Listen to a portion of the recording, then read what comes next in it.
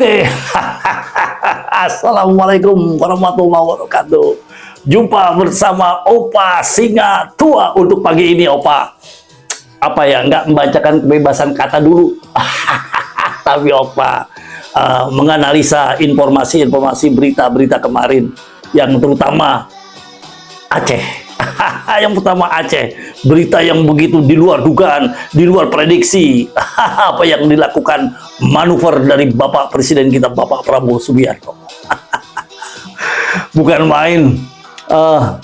Hampir setiap tidur ya Opa, selain baca doa, Opa bacakan bungong jumpa jatuh di kali, bungong jumpa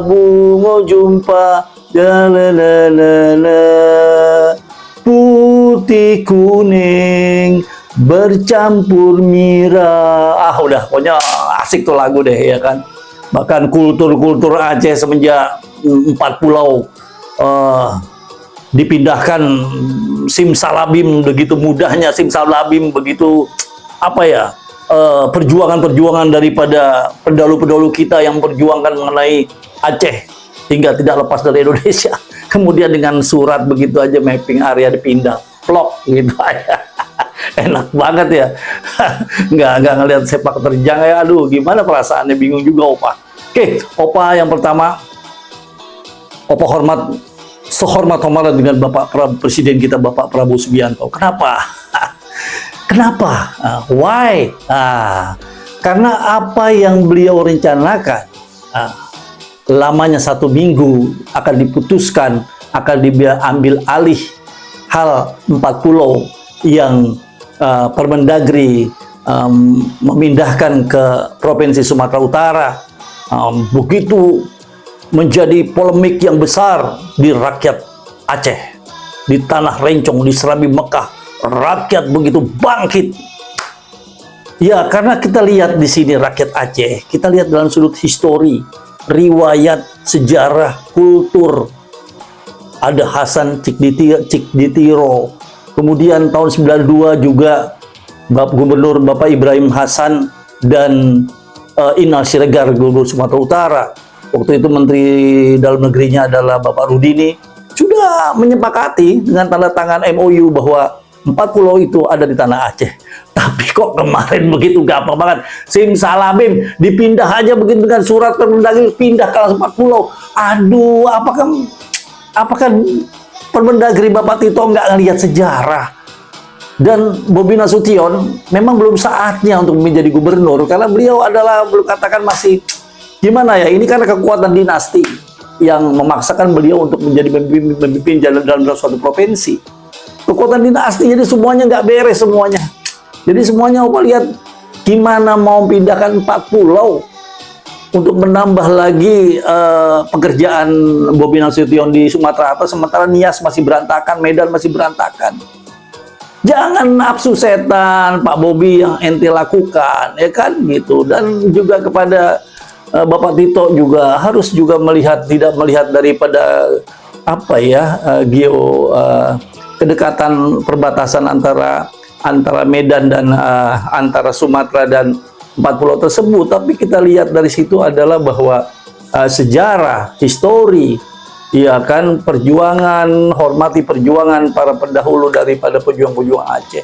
Itu yang dilihat secara, kalau kita lihat kasat mata secara di daratan ya memang bisa, memang dekat, tapi kita lihat dari sudut-sudut lainnya bahwa kemudian dari apa? Dari riwayat, sejarah, kultur, bahwa 4 pulau ini adalah sah dan hak milik rakyat Aceh, tanah Aceh, Serambi Mekah. Itu harusnya sudah nggak dikutak-kutik lagi. Bahkan kita lihat dulu perjuangan Bapak Presiden SBY, Susilo Bambang Yudhoyono, dan wakilnya Yusuf Kala. Begitu sabar, begitu meluangkan waktunya hanya untuk agar Aceh tidak lepas dari NKRI. Dan Opa kemarin salut juga ya dengan, bukan salut, Opa sangat dengan Bapak Presiden kita, Bapak Prabowo Subianto. Beliau bagaikan bagaikan apa ya? Bagaikan stiker murni, striker murni, ya kan, penyerang murni, ya kan, tanpa bisik-bisik wing, tanpa bisik-bisik wing kiri, tanpa bisik-bisik wing kanan, tanpa bisik-bisik playmaker, beliau menggolkan 4 pulau kembali ke tanah Aceh. Opa sekali lagi beri hormat kepada Bapak Presiden Prabowo Subianto. Dan Bapak Presiden Subianto ini mudah-mudahan udah menafsirkan, menyimak puisi Opa nih yang kemarin yang judulnya Pak Jadilah. Yang pertama, Pak Jadilah seperti Soekarno, punya prinsip tegas, wawasan luas. Yang kedua, jadilah Bapak seperti Soeharto, ya kan, Bapak yang memang kuat dalam strategi, ya kan. Nah, kemudian ketiga, Bapak Habibie, jadilah seperti Habibie, jujur dan tidak mau diajak oleh dinasti yang mengarah ke korupsi. Itu mudah-mudahan baca dan mudah-mudahan diinterpretasikan oleh Pak Presiden Prabowo. Oke, oke, selamat buat rakyat Aceh. Semoga dengan doa-doa rakyat Aceh, dengan doa-doa yang lainnya, pahlawan pendahulu kita, pendahulu di Aceh, menjadi kekuatan secara moral buat Aceh tetap mempertahankan. Jangan sampai sejengkal tanah direbut oleh provinsi-provinsi lain. Aceh tetaplah Aceh. Itu dari Opa, dan Opa sangat tertarik nih, ya kan. Nah, di sini Opa Opa mau coba bacakan kepada Bang Edi Mulyadi, ya, wartawan senior. Opa sangat tertarik dengan surat terbuka yang Bang Edi tulis dan Bang Odi paparkan di satu medsos. Dan kali ini Opa mohon izin nih untuk bacakan surat terbuka dari wartawan senior kita Edi Mulyadi yang menulis surat terbuka buat Bapak Presiden kita Bapak Prabowo Subianto. Izinkan Opa untuk membacakan. Semoga ini bisa bermanfaat dan bisa juga mengena sasarannya kepada Bapak Presiden Subianto, apa yang harus dilakukan ke depan dan selanjutnya, hal-hal yang menyangkut tanah di Aceh. Oke, Opa bacakan ya. Bang Edi, mohon izin. Oke. Surat terbuka untuk Presiden Prabowo Subianto. Mendagri bermain api di lautan minyak. Pak Presiden, kapan Tito dicopot? Itu judulnya. Oke, Oka mulai ya. Assalamualaikum warahmatullahi wabarakatuh. Yang saya hormati Presiden Republik Indonesia Haji Prabowo Subianto. Sebelumnya, perkenankan saya memperkenalkan diri. Saya Edi Mulyadi, jurnalis sekaligus warga negara biasa. Saya menulis surat ini dengan penuh keprihatinan. Sebagai anak bangsa yang sangat mencintai negeri, saya juga sangat ingin melihat Bapak berhasil memimpin Indonesia dengan kehormatan, dengan keberpihakan kepada rakyat. Bapak Presiden, surat terbuka Gubernur Aceh Muzakir Manaf kepada Bapak sudah beredar luas.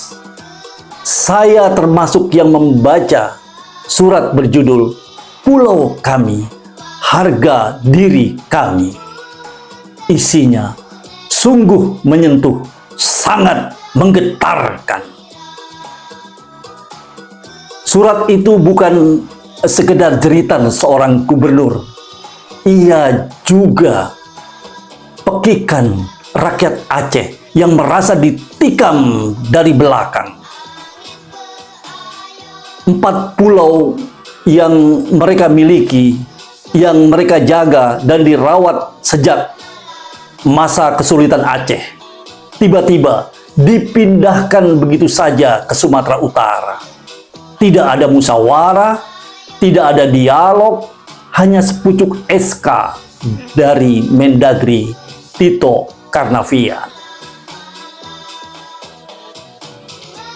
Apakah ini sekedar kekeliruan administratif atau memang ada maksud lain yang lebih dalam? Tito bagai hendak merobek luka lama yang pernah Jakarta dan Aceh jahit bersama. Beruntung Bapak mengambil putusan cepat dan tepat mengembalikan kepemilikan 4 pulau tersebut ke pangkuan Aceh. Terima kasih dan penghargaan setinggi-tingginya buat Bapak Presiden. Bapak Presiden, tentu Bapak sangat mengenal Tito Karnavian. Namun di sini, izinkan saya mengingatkan kembali siapa sosok itu. Siapa sosok itu? Ketika menjadi Kapolri, Tito membentuk Satgasus Merah Putih. Unit ini disebut sebagai negara dalam negara. Berkekuatan besar tanpa akuntabilitas publik. Satgasus pernah melahirkan Ferdi Sambo, tokoh kelam dalam kasus pembunuhan Brigadir J yang mengguncang negeri ini. Satgasus itu, menurut berbagai laporan, terlibat dalam bermacam bisnis kotor, judi online, judi offline, tambang ilegal, narkoba, hingga kekuasaan gelap. Berbagai kejahatan itu bisa tetap melenggang, disebut karena dapat jaminan keamanan dari Satgasus. Tak berhenti di situ. Ingatkah Bapak pada kasus buku merah di KPK? Buku catatan dugaan aliran dana dari pengusaha ke sejumlah petinggi, termasuk nama Tito, tertulis di sana. Halaman buku itu tragisnya malah dirobek oleh penyidik KPK. Malah dirobek oleh penyidik KPK sendiri dari unsur Polri. Apa yang sejujurnya hendak disembunyikan? Pelaku perobek buku tak sempat dapat sanksi dari KPK. Mereka buru-buru dikembalikan ke satuan instansi asalnya. Dan lebih tragis lagi, berikutnya mereka justru dapat promosi, pangkat, dan jabatan. Kini Tito kembali bikin gaduh. Keputusan soal pulau-pulau Aceh bisa menjadi pemicu konflik yang besar, bahkan disintegrasi yang sangat kita hindari. Dia bermain api di atas lautan minyak. Lautan minyak itu bernama Aceh, Bapak Presiden. Maka, izinkan sebagai rakyat, saya bertanya, mengapa Bapak masih mempertahankan sosok seperti ini? Apakah karena dia menteri yang tempo hari Bapak sebut bekerja cukup baik? Parameternya apa, Pak? Ukurannya apa? Apakah karena Tito menteri Bapak yang kinerjanya cukup memuaskan? Memuaskan buat siapa, Pak? Buat rakyat?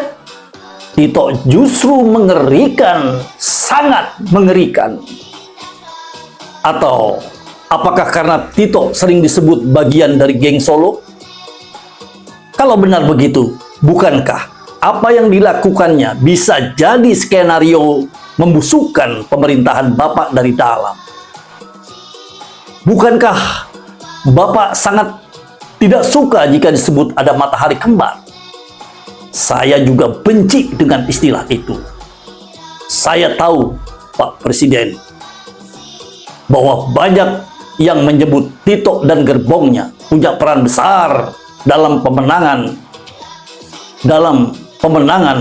Bapak dan Gibran di Pilpres kemarin.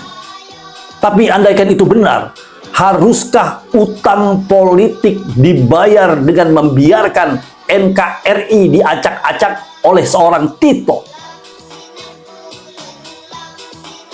Bapak Presiden, jika Bapak tidak segera mencopot Tito Karnavian, jangan salahkan bila rakyat makin yakin bahwa Bapak memang tersandera oleh geng Solo. Publik akan percaya bahwa Bapak tidak mencopot Tito Karnavian karena utang budi politik kepada mereka. Ironisnya, kini justru mereka menggembosi pemerintahan Bapak dari dalam. Rakyat berharap besar pada Bapak. Jangan biarkan harapan itu berubah menjadi kekecewaan. Semoga Allah Subhanahu wa Ta'ala senantiasa membimbing Bapak dengan hikmah dan keberanian. Amin ya Robbal Alamin. Wassalamualaikum warahmatullahi wabarakatuh. Jakarta, 18 Juni 2025. Hormat saya, Edi Mulyadi, wartawan, anak bangsa. Ya, itu saja. Opa bacakan surat terbuka yang ditulis oleh sahabat, saudara Opa, yaitu Edi Mulyadi. Beliau adalah wartawan senior dan rakyat biasa. Oke, itu saja yang Opa sampaikan untuk pagi ini. Kita harapkan Bapak Presiden kita, bahwa Haji Prabowo Subianto, apa yang kata lagu Iwan Fals, manusia setengah dewa, dan saat ini Bapak Presiden Prabowo Subianto mengarah menuju menjadi manusia setengah dewa. Itu saja kita doakan agar Bapak Presiden Prabowo Subianto sehat walafiat, sabar, dan tetap melawan kebenaran di atas kebenaran. Wassalamualaikum warahmatullahi wabarakatuh. Opa Singa.